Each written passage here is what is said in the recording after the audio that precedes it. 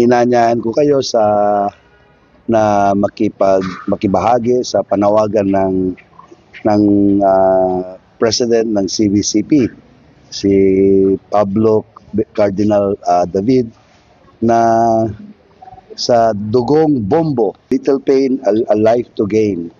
Ito yung bloodletting activity na inorganize ng Bombo Radio na magaganap sa November 15 sa taong ito sa may Nepo Mall dito sa Dagupan. It's a very noble activity na pag nagdo-donate tayo ng blood, makapagbibigay tayo ng buhay sa ibang tao. Mag-donate na tayo. Napakahalaga nito dahil masisave natin ang buhay ng ibang tao. Habang masasaktan lang tayo ng konti, parang kagat lang ng langgam, ay makapagbibigay naman tayo